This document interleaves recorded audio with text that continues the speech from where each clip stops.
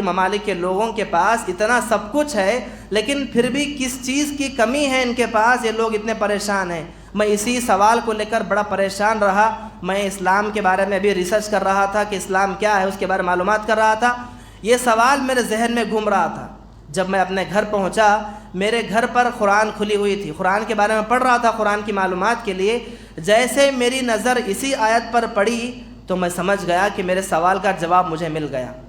کون سی آیت؟ اسی تکاثر کی آیت، الہاکم التکاثر حتی زرتم المقابر۔ انسانوں کی اور چاہنے کی خواہش مکمل نہ ہوئی یہاں تک کہ لوگ خبروں میں داخل ہو گئے۔ جیسے میری نظر اس آیت کے ترجمے پر پڑی، اس کے ٹرانسلیشن پر پڑی، تو میں سمجھ گیا کہ جس جواب کے چکر میں اتنا پریشان ہو رہا ہوں، جس سوال کے بارے میں، وہ سوال کا جواب یہ آیت مجھے دے رہی ہے۔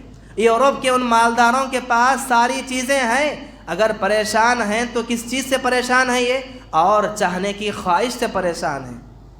مالداری ہے ان کے پاس، لیکن پریشان کیوں ہیں؟ اس مال کو اور بڑھانے کی چکر میں پریشان ہیں، اس مال کو اور بڑھانے کی فکر میں پریشان ہیں، اس کے علاوہ کوئی اور چیز کیا ہے؟ انسان جو حرص کرتا ہے، انسان جو چاہتا ہے کہ اس کے پاس ساری چیزیں آ جائیں، سب جمع ہو جائیں، ایک ساتھ سب جمع ہو جائیں، انسان وہ چاہتا ہے، لیکن اس کی غفلت کیا ہے؟ وہ سمجھتا ہے کہ اگر یہ چیزیں، یہ مال، یہ دنیا اگر اس کے پاس پوری جمع ہو گئی تو پھر دنیا کے اندر میں چین، سکون، اطمینان سے رہوں گا۔ وہ سمجھتا ہے کہ دنیا کا مال اگر میرے پاس جمع ہو جائے، دنیا کی ساری چیزیں، سارا دولت پوری میرے پاس آ جائے تو پھر میں دنیا کے اندر چین، سکون، اطمینان کے ساتھ رہوں گا، مجھے کوئی پریشانی نہ ہوگی، مجھے تکلیف کی کوئی تکلیف نہ ہوگی۔ یہ انسان کا وہم گمان ہے، یہ اس کا وہم ہے، بس یہ حقیقت نہیں ہے۔ حقیقت تو یہ ہے کہ دنیا کے اندر چین، سکون اسی آدمی کو ملتا ہے جس آدمی کے پاس دنیا کم ہوتی ہے، جس کے پاس دنیا کی چیزیں کم سے کم ہو، جس آدمی کے پاس دنیا کا مال کم سے کم ہو، اس آدمی کے پاس جتنا چین، جتنا سکون ہوتا ہے، اللہ کی قسم اتنا سکون، اتنا چین کسی مالدار کے پاس نہیں ہوتا، کسی مالدار کے پاس نہیں ہوتا۔ آپ جا کر پوچھیں، جن کے پاس مالداروں سے آپ پوچھیں، جن کے پاس بڑے بڑے بنگلے ہو، جن کے پاس بڑے بڑے کاروبار ہوں، تجارتیں ہوں، ان سے پوچھیں آپ کہ وہ کتنے چین سکون میں ہیں۔ ایک بھیک مانگنے والا بھکاری، ایک فقیر آدمی کہیں پر بھی جب سو جاتا ہے رات کے وقت میں، دوپہر کے وقت میں، کبھی نیند آتی ہے، تھکان سے جب وہ سوتا ہے، ایسی اطمینان والی نیند وہ سوتا ہے ایک عام آدمی، ایک بھیک مانگنے والا فقیر، ویسی نیند کسی اور کو نصیب نہیں ہوتی۔ ریلوے اسٹیشن میں کوئی بھکاری سو جائے، آپ مثال اندازہ لگا کر دیکھیں، ریلوے اسٹیشن میں سونے والے فقیر حضرات جب یہ سوتے ہیں، اتنی بڑی ٹرین کی آواز آنے کے باوجود بھی ان کی نیند میں تھوڑا بھی خلل نہیں آتا، نہ ان کی نیند میں خلل آتا ہے، نہ ان کی نیند میں کچھ خرابی آتی ہے، مکمل اطمینان والی نیند سوتے ہیں۔ کیوں؟ کیونکہ ان کے پاس کوئی اور ساز و سامان نہیں ہے، نہ کسی چیز کی فکر ہے، نہ کسی چیز کے گم ہونے کا ڈر ہے، اطمینان سے سو جاتے ہیں۔ وہی اگر کسی کے پاس مال ہے، مالدار آدمی ہے، بنگلوں میں رہنے کے باوجود، ایک اے سی کمرے میں رہنے کے باوجود، ٹھنڈی ہواؤں کو لیتا ہوا نرم بستر بھی، اس کے ساتھ ساتھ گولی کھا کر بھی نیند نہیں آتی، نیند آ رہی نہیں تو پھر مجبوراً اسے سونے کے لیے گولیاں کھانا پڑتا ہے، وہ گولی کھانے کے باوجود بھی اطمینان والی نیند نہیں سوتا، پھر صبح اٹھنے کی اسے ٹینشن ہوتی ہے، صبح پھر کاروبار میں، پھر اس کے بزنس میں، پھر اس کے اور اس کے معاملات میں، یہی فکر اسے سونے نہیں دیتی۔ یہ دنیا کی اصل حقیقت ہے۔ یہ سورہ تکاثر اسی کا پیغام دیتا ہے۔ اللہ کے نبی صلی اللہ علیہ وسلم نے ایک جانب اشارہ کرتے اللہ کے نبی نے فرمایا کہ اگر ابن آدم کو سونے سے بھرے 2 پہاڑ دے دیے جائیں، مثال اللہ کے نبی نے کیا دی؟ فرمایا کہ اگر ایک آدمی کو سونے سے بھرے 2 پہاڑ دے دیے جائیں، کسی کے پاس 1 کلو 2 کلو سونا ہو تو زمانے کا بہت بڑا مالدار ہے، وہ 1 کلو 2 کلو نہیں بلکہ 1 پہاڑ نہیں 2 پہاڑ، اگر کسی کو سونے سے بھرے 2 پہاڑ دے دیے جائیں تو وہ آدمی، انسان، میں بھی آپ بھی ابن آدم کی فطرت ہے، 2 پہاڑوں کو لے کر بھی وہ آدمی خاموش نہیں بیٹھے گا، یہ نہیں کہے گا کہ میرے پاس 2 پہاڑ ہے، یہ نہیں کہے گا کہ میرے پاس 2 پہاڑ ہے، مجھے کہیں کچھ کرنے کی ضرورت نہیں، 2 پہاڑ رکھنے کے باوجود پھر وہ تیسرے پہاڑ کی جستجو میں نکل جائے گا۔ اس کی خواہش ہوگی کہ میرے پاس ایک اور پہاڑ آ جائے، تیسرا پہاڑ جمع ہو جائے، تیسرے کی جستجو میں نکل جانا یہ انسان کی فطرت ہے۔ اللہ کے نبی کی حدیث ہے، ترمذی کی حدیث۔ کو کہ آپ کو اگر رزق کفاف مل جائے، سب سے بڑا مالدار آدمی کون ہے جانتے ہیں؟ مالدار کون ہے سب سے بڑا؟ اس کے پاس لاکھوں کروڑوں روپے اکاؤنٹ میں موجود ہو، پراپرٹیاں، وہ مالدار نہیں ہے۔ سب سے بڑا مالدار آدمی صحیح معنوں میں وہ ہے جس کے پاس جس قدر بھی مال ہو اور اس مال پر وہ قناعت کرے۔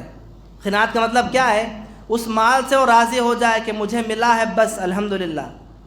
اپنے حیثیت پر، اپنے استطاعت پر جو آدمی راضی ہو جاتا ہے، قناعت کرتا ہے، اللہ کی قسم سب سے بڑا مالدار ہے وہ آدمی۔ مجھے جس حال میں بھی اللہ نے رکھا ہے میں خوش ہوں الحمدللہ، جس حیثیت میں اللہ نے مجھے عطا کیا ہے میں اس سے راضی ہوں بس الحمدللہ۔ جو آدمی اس چیز سے راضی ہو جائے، اس چیز پر قناعت کرے، سب سے بڑا۔ تمام قسم کی تعریفیں، حمد و ثنا، بڑائی و کبریائی اسی اللہ کے لیے لائق و سزاوار ہیں جو اس کائنات کا رب العالمین ہے۔ بے پناہ درود و سلام نازل ہو تمام انبیاء علیہ الصلاۃ والسلام پر، بالخصوص میرے اور آپ کے آخری نبی جناب محمد رسول اللہ صلی اللہ علیہ وسلم پر، اللہم صلی وسلم وبارک علیہ۔ محترم حاضرین، خطبہ مسنونہ کے بعد میں نے آپ کے سامنے سورہ تکاثر کی کچھ آیتیں تلاوت کی جو مشہور و معروف صورت ہے۔ اس میں اللہ تبارک و تعالیٰ نے انسانی زندگی کی ایک حقیقت اور انسان کی ایک فطرت اور غافل انسانوں کو بیدار کرنے کی جستجو اللہ نے یہاں پر ترکیب دلائی ہے۔ آئیے اللہ نے کیا فرمایا؟ قرآن کہتا ہے الہاکم التکاثر، اور چاہنے کی خواہش ان کی مکمل نہ ہوئی حتیٰ زرتم المقابر، یہاں تک کہ لوگ قبروں میں جا پہنچے۔ کلا سوف تعلمون ثم کلا سوف تعلمون، ہرگز نہیں، ہرگز نہیں، یقیناً یہ لوگ بہت قریب جان جائیں گے کہ حقیقت کیا تھی۔ محترم حاضرین، اللہ تبارک و تعالیٰ نے اس صورت کے اندر ایک مرض، ایک بیماری کی جانب اشارہ کیا ہے۔ وہ مرض، وہ بیماری کیا ہے؟ ہم سمجھتے ہیں کہ ہماری نظروں میں ایک کینسر ایک بہت بڑی بیماری ہے، یا پھر شوگر ہو یا کوئی اور اس طرح کی بیماریاں جو انسان کو پوری طرح سے ہلاک کر ڈالتی ہیں، اس کو ہم بڑی بیماری سمجھتے ہیں۔ قرآن میں اللہ نے اس صورت میں اشارہ اس سے بڑی بیماریوں کی بڑی بیماری کے ساتھ اشارہ کیا ہے۔ وہ بڑی بیماری کیا ہے؟ بہت بڑا مرض، سب سے بڑی بیماری جسے تکاثر سے تعبیر کیا گیا۔ یہ تکاثر ہے کیا چیز؟ تکاثر ایک ایسی بیماری ہے جس بیماری کے اندر میں بھی، آپ بھی، اور اچھے سے اچھا مسلمان بھی، اور اچھے سے اچھا اللہ سے ڈرنے والا بھی شامل ہے۔ اس بیماری سے کوئی بچا نہیں ہے، اور تقریباً لوگ اسے بچا، اکثریت ایمان والوں کی بھی، مسلمانوں کی بھی جو اللہ سے ڈرنے والے ہیں، وہ بھی اس بیماری میں داخل ہیں۔ بیماری ہے کیا چیز؟ تکاثر ایک ایسی بیماری جس کی تعبیر میں لکھا گیا کہ اور چاہنے کی خواہش۔ انسان کو ایک عام زبان میں اگر ہم کہیں تو ہرس کہہ سکتے ہیں، ہرس و ہوس کی بیماری ایک ایسی بیماری ہے۔ اس بیماری سے نہ تو ایک مومن بچا ہے، نہ کافر بچا ہے، نہ اللہ سے ڈرنے والا، ہر آدمی اپنے اپنے اعتبار سے کہیں نہ کہیں لگا ہے، اور یہ انسان کی فطرت بھی ہے، اللہ نے فطری طور پر لگایا ہے وہ چیز۔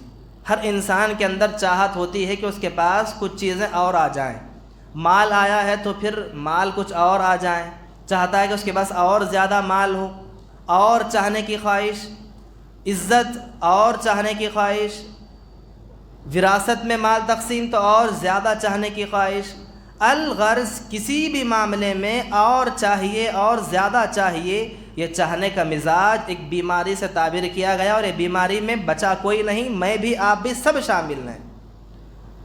لیکن قرآن کہتا ہے یہ مرض ایک ایسا مرض ہے کہ جس میں انسان چاہتا ہے کہ اس کے پاس مزید آئے اور آئے اور آئے، اور یہ چاہنے کی خواہش انسان کی کب ختم ہوگی؟ حتیٰ زرتم المقابر، یہاں تک کہ لوگ خبروں میں جا کر پہنچیں گے۔ جس دن انسان کی روح قبض کر لی جائے گی اس دن انسان اس بیماری سے باہر آ جائے گا۔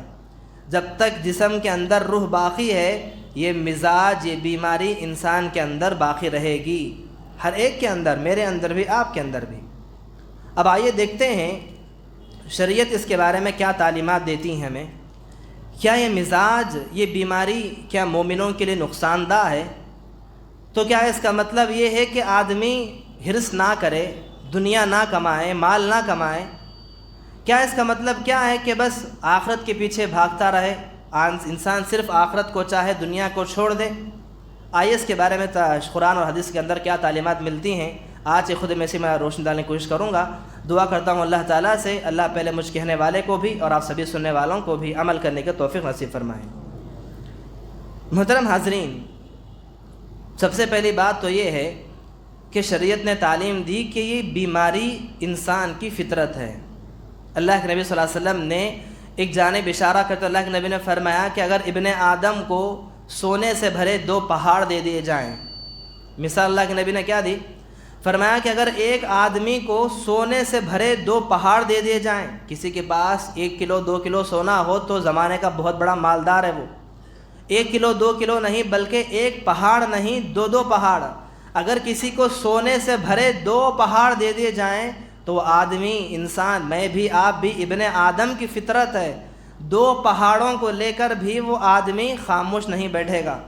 یہ نہیں کہے گا کہ میرے پاس 2 پہاڑ ہے، یہ نہیں کہے گا کہ میرے پاس 2 پہاڑ ہے، مجھے کہیں کچھ کرنے کی ضرورت نہیں۔ 2 پہاڑ رکھنے کے باوجود پھر وہ تیسرے پہاڑ کی جستجو میں نکل جائے گا۔ اس کی خواہش ہوگی کہ میرے پاس ایک اور پہاڑ آ جائے، تیسرا پہاڑ جمع ہو جائے، تیسرے کی جستجو میں نکل جانا یہ انسان کی فطرت ہے۔ اللہ کے نبی کی حدیث ہے، ترمذی کی حدیث۔ تو بتایا چلا کہ آدمی کے پاس کتنا بھی کچھ نہ ہو، انسان کی فطرت ہے کہ آدمی اور چاہتا ہے اور چاہنے کا مزاج ہوتا ہے۔ پہلی بات تو یہ حرص و ہوس کی بیماری، اور دوسری چیز انسان کی بہت بڑی غفلت، اسی میں اللہ نے اشارہ کیا ہے۔ وہ غفلت کیا ہے؟ انسان جو حرص کرتا ہے، انسان جو چاہتا ہے کہ اس کے پاس ساری چیزیں آ جائیں، سب جمع ہو جائیں، ایک ساتھ سب جمع ہو جائیں، انسان وہ چاہتا ہے، لیکن اس کی غفلت کیا ہے؟ وہ سمجھتا ہے کہ اگر یہ چیزیں، یہ مال، یہ دنیا اگر اس کے پاس پوری جمع ہو گئی تو پھر دنیا کے اندر میں چین، سکون، اطمینان سے رہوں گا۔ وہ سمجھتا ہے کہ دنیا کا مال اگر میرے پاس جمع ہو جائے، دنیا کی ساری چیزیں، سارا دولت پوری میرے پاس آ جائے تو پھر میں دنیا کے اندر چین، سکون، اطمینان کے ساتھ رہوں گا، مجھے کوئی پریشانی نہ ہوگی، مجھے کوئی تکلیف نہ ہوگی۔ یہ انسان کا وہم گمان ہے، یہ اس کا وہم ہے، بس یہ حقیقت نہیں ہے۔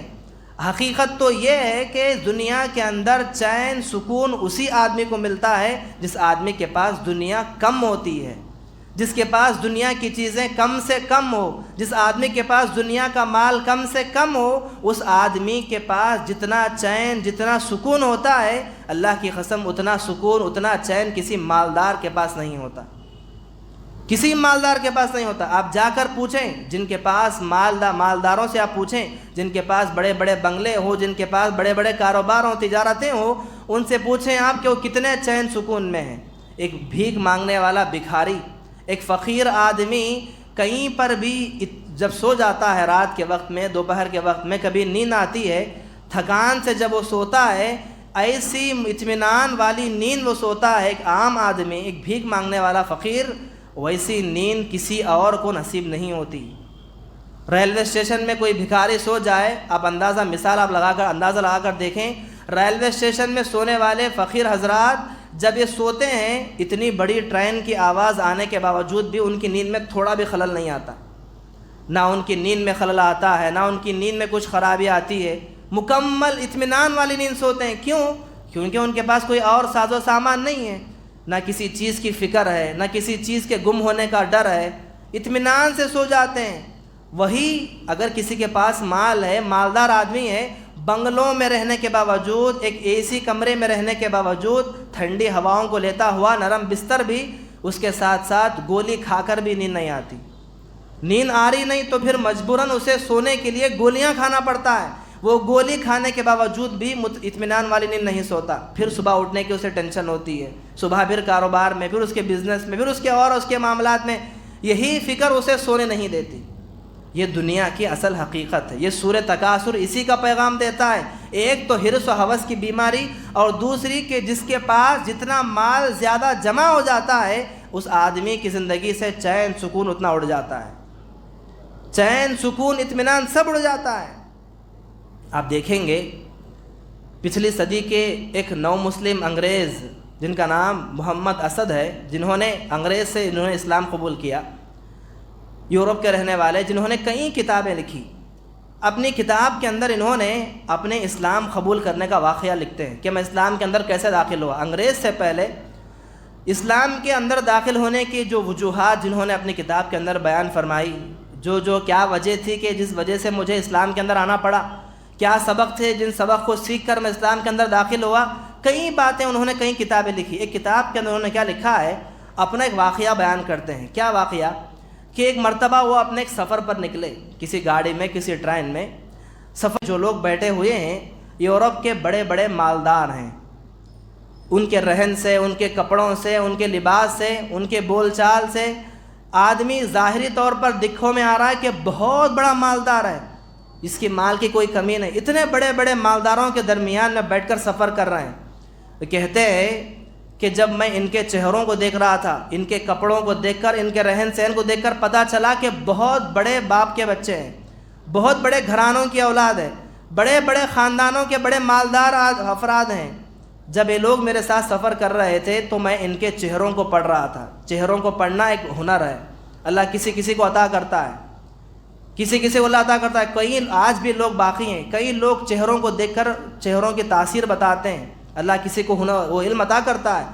آپ خوش ہیں، غم ہیں، آدمی دکھنے میں باہر سے مسکرا رہا لیکن اندر سے غم ہے، یہ ایک چہرہ بتاتا ہے۔ چہرہ جیسے کہا کہ خوشی کا، غمی کا، اداسی کا ایک باب ہوتا ہے، ہر چہرہ مکمل ایک کتاب ہوتا ہے، کہ پڑھنے والوں کے لیے چہرہ کتاب کی طرح ہے، پڑھنے والے چہروں کو پڑھتے ہیں۔ کہ محمد اسد کہتے ہیں کہ میں ان کے چہروں کو پڑھ رہا تھا، مجھے کیا معلوم ہوتا ہے کہ اتنے بڑے بڑے مالدار جن کے پاس کسی چیز کی کمی نہیں، نہ مال کی کمی ہے، نہ کوئی اولاد کی کمی ہے، نہ دنیا کی کوئی ساز و سامان کی کمی، اتنے بڑے بڑے لوگ ہیں لیکن ان کے چہرے بتا رہے ہیں کہ یہ لوگ پریشان ہیں، سکون نہیں ہے، چین نہیں ہے، بڑے پریشان ہیں۔ ان کے چہروں پر اندر سے بڑی اداسی چھائی ہوئی ہے، ایک اندر سے الگ ہی کیفیت چھائی ہوئی ہے۔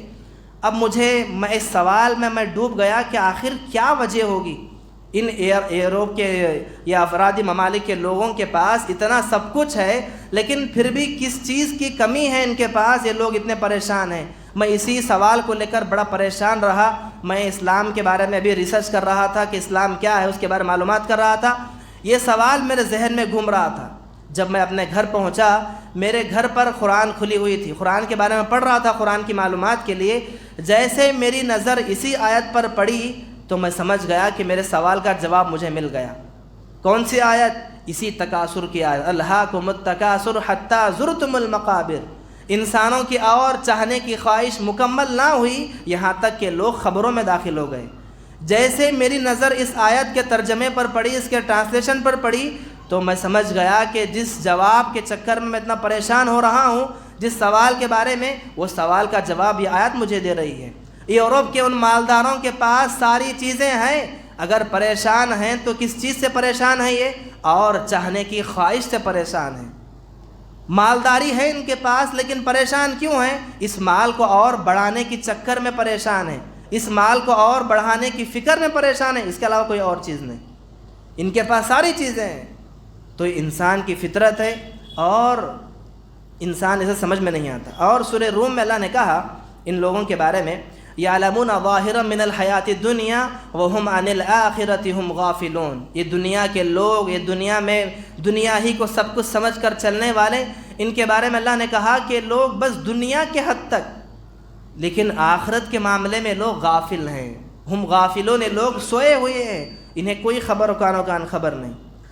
محترم حاضرین، کیا اس کا مطلب یہ ہے کہ شریعت ہمیں منع کرتی ہے کہ دنیا کے پیچھے بھاگے نہیں، دنیا کمائے نہیں، دنیا کو حاصل نہ کریں؟ ہرگز نہیں۔ شریعت آپ کو پوری تعلیمات دیتی ہیں کہ آپ دنیا کمائیں، دنیا کے پیچھے بھاگیں، لیکن شریعت ایک ہی بات کہتی ہے، وہ کیا ہے؟ آپ دنیا جتنا چاہے کماؤ، لیکن دنیا کمانے کے چکر میں آپ کی آخرت خراب نہیں ہونی چاہیے۔ دنیا کماؤ، آپ بڑی سے بڑی تجارت کرو، بڑے سا بڑا کاروبار کرو، یہ کاروبار کرنے میں یا آپ کی تجارت میں حقوق اللہ میں کوئی کوتاہی نہیں ہونی چاہیے، فرائض میں کوئی کوتاہی نہیں ہونی چاہیے، نمازوں میں غفلت نہیں ہونی چاہیے، سچ اور جھوٹ میں کوئی تبدیلی نہیں آنی چاہیے، حلال و حرام کی تمیز باقی رہنی چاہیے، نمازوں کی پابندی کے ساتھ، حقوق اللہ کے ساتھ، حقوق العباد کے ساتھ، سچ اور جھوٹ کو سامنے رکھ کر، حلال حرام کی تمیز کو سامنے رکھ کر آدمی پوری دنیا کمائے، شریعت کبھی روکتی نہیں۔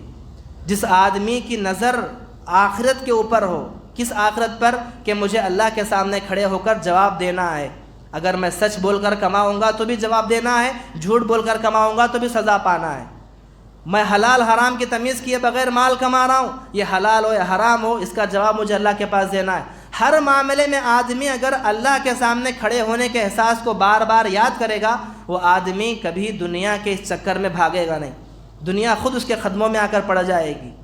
یقیناً آپ اندازہ لگا کر دیکھیں، جو آدمی ہمیشہ اللہ کے سامنے کھڑے ہونے کو ڈرتا ہے، اس ڈر کا احساس ہمیشہ اپنے ذمہ رہتا ہے کہ مجھے اللہ کے پاس جواب دینا ہے، مجھے اللہ کے پاس کھڑا ہونا ہے۔ اس احساس کو لے کر جب آدمی زندگی گزارتا ہے، وہ آدمی کے قدموں میں دنیا کر پڑ جاتی ہے، دنیا خود چل کر ان لوگوں کے سامنے آتی ہے۔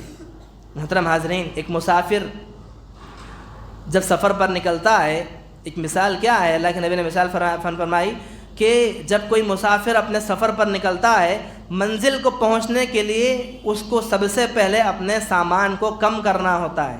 جس مسافر کے پاس سب سے زیادہ کم سامان ہو، کم سے کم سامان جس کے پاس ہوگا، وہ آدمی اتنے آسانی کے ساتھ اتنی جلدی اپنے منزل کو پہنچ جائے گا۔ جس آدمی کے پاس سامان زیادہ ہو، بیگ ہو، لگیج ہو، وغیرہ وغیرہ کی چیزیں ہو، اس آدمی کو منزل پر پہنچنے کے لیے بڑی دیر لگے گی، تکلیف ہوگی، اسے اٹھانا پڑے گا، رکھنا پڑے گا، اس کی حفاظت کرنی پڑے گی۔ اسی مثال کو اللہ کے نبی نے حدیث سے کیا تعبیر فرمایا کہ کل قیامت کے دن جنت کے اندر جب سب سے پہلے کون داخل ہوں گے؟ سب سے پہلے وہ لوگ، وہ مسلمان داخل ہوں گے جن کے پاس دنیا میں سب سے کم مال تھا، یعنی کہ جنت کے اندر سب سے پہلے فقراء، مساکین، دنیا کے اندر جو غریب قسم کے لوگ تھے، وہ لوگ جنت کے اندر سب سے پہلے داخل ہوں گے۔ اور یہ لوگ جب داخل ہو جائیں گے، ان کے داخل ہونے کے 500 سال بعد مالدار داخل ہوں گے۔ جنت کے اندر مالدار، غریب کب داخل ہوں گے؟ مسلمان ہیں، مومن ہیں، دونوں اللہ سے ڈرنے والے ہیں، سب سے پہلے غریب داخل ہوگا، غریب کے بعد امیر کو آنے میں 500 سال لگ جائیں گے۔ 500 سال کے بعد وہ آدمی جنت کو داخل ہوگا۔ کیوں؟ وجہ کیا تھی؟ یہ بھی مسلمان ہے، وہ بھی مسلمان، یہ بھی اللہ سے ڈرنے والا، اس کے پاس کوئی اور چیزیں نہ تھی، مختصر زندگی تھی اس کی، مختصر کاروبار تھا اس کی، مختصر آمدنی تھی اس کی، کوئی حساب لمبا چوڑا نہ تھا، مختصر حساب تھا، بہت جلد حساب ہوا، جنت کے داخل ہو گیا۔ مالدار کے پاس لمبا چوڑی آمدنی تھی، لمبے چوڑے کرائے تھے اس کے، لمبی چوڑی بہت بڑی بڑی فہرستیں تھیں اس کی، ان تمام چیزوں کا حساب دیتے دیتے تقریباً 500 سال گزر گئے۔ 500 سال پورا حساب دینے کے بعد جنت کو داخل کیا جائے گا، اگرچہ وہ اللہ سے ڈرنے والا بھی کیوں نہ ہو۔ تو پتہ چلا جس آدمی کے پاس دنیا کم سے کم ہوتی ہے، وہ سب سے پہلے جنت کو داخل ہوتا ہے۔ اور اس طرح سے شریعت ایک بہت بڑا سبق دیتی ہے، وہ کیا ہے؟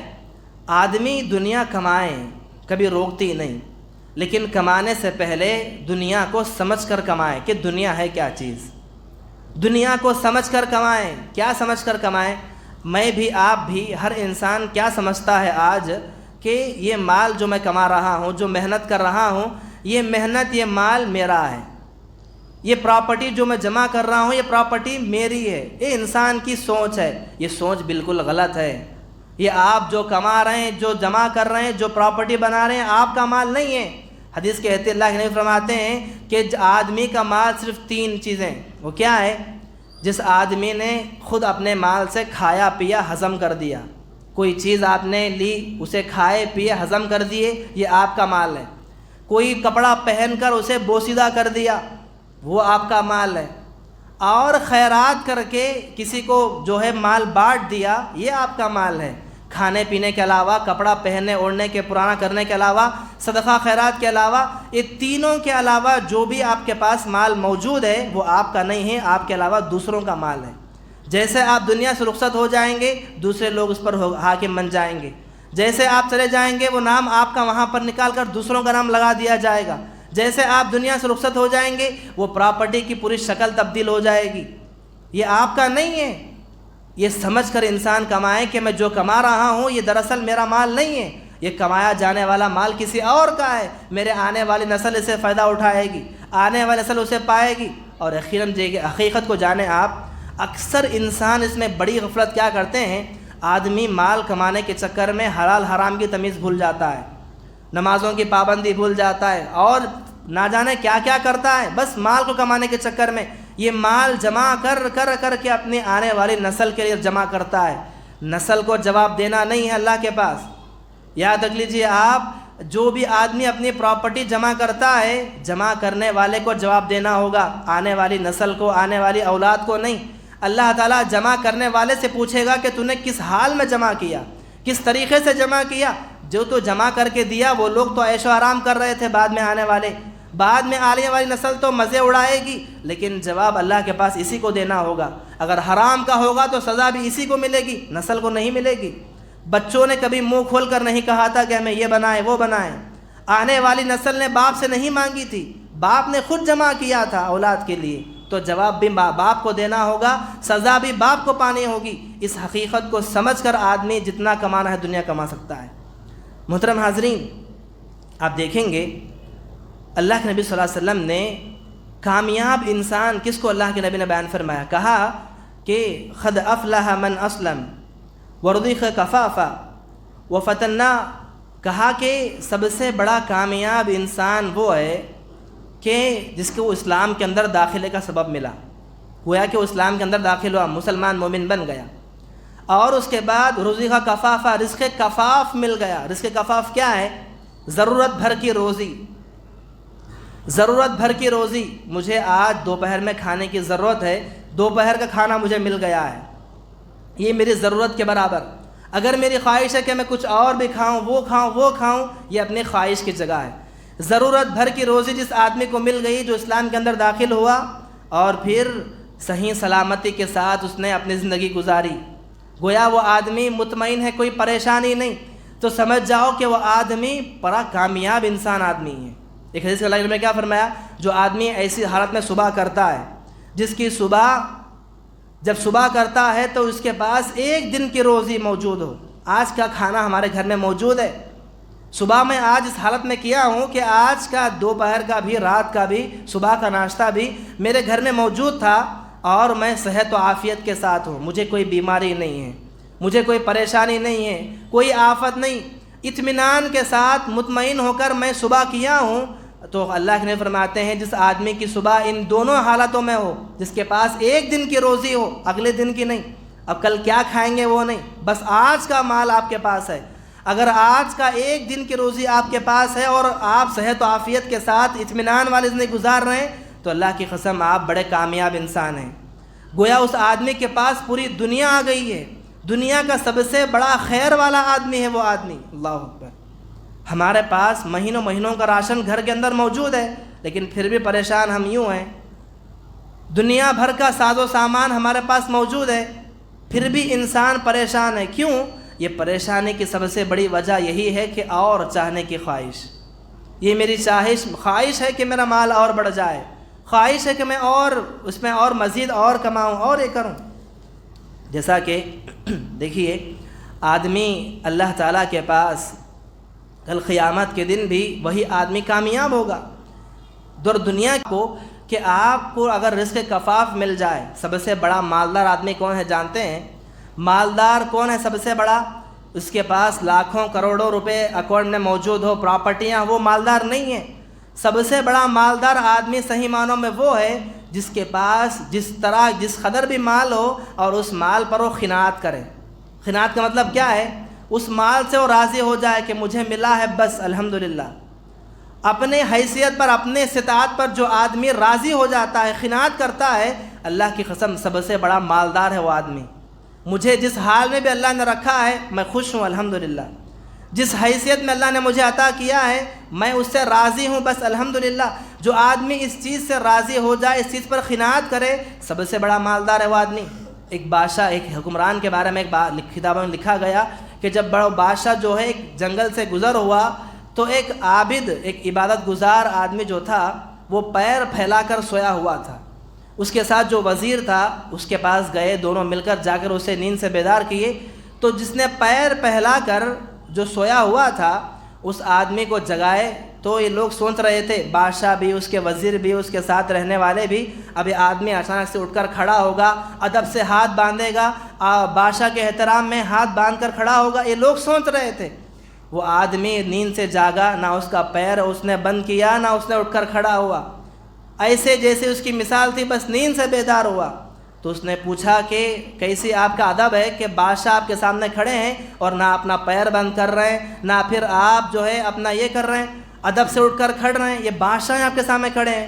انہوں نے کیا جواب دیا؟ کہا کہ جو آدمی اللہ تعالیٰ کے سامنے ہاتھ جھکاتا ہے، جو آدمی اللہ تعالیٰ کے سامنے ہاتھ کو پھیلاتا ہے اسے کسی اور کے سامنے ہاتھ پھیلانے کی ضرورت نہیں محسوس ہوتی۔ جو آدمی اللہ تعالیٰ کے سامنے جھک جائے کسی اور کے سامنے ضرورت نہیں ہوتی، میرا پیر بھی یوں ہی ہوگا تو آپ کیا کر لیں گے؟ ایسا منہ توڑ جواب تھا اس آدمی کا، اس عبادت گزار شخص کا۔ کہا کہ میں اللہ کے سامنے، اللہ کے آگے ہاتھ جھکانے والا، اللہ کے سامنے سر جھکانے والا ہوں، کسی اور کے سامنے نہیں۔ تو یہ دنیا کی حقیقت ہے، آپ جانیں گے کتنی آپ دنیا کو معمول سمجھیں گے، اللہ تعالیٰ کی محبت آپ کے دل میں اتنی زیادہ جائے گی۔ یقین اللہ کی قسم، جو آدمی اللہ تعالیٰ سے زیادہ ڈرنے والا ہوتا ہے، جو اللہ کے سامنے کھڑے ہونے کا احساس ہمیشہ اللہ سے مانگتا ہے، اس آدمی کو کبھی دنیا کے سامنے کسی چیز مانگنے کی ضرورت نہیں پڑتی، اس آدمی کو بھی کسی اور کے سامنے ہاتھ میں ضرورت نہیں پڑتی۔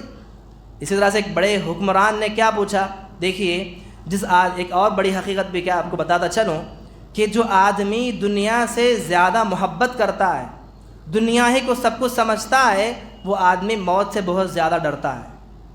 جب بھی موت کا تذکرہ آ جائے، جب بھی خبر کے بارے میں بیان ہو، خبر کے بعد تذکرہ آ جائے، اس آدمی کی طبیعت خراب ہو جاتی ہے۔ کیوں؟ وجہ کیا ہے؟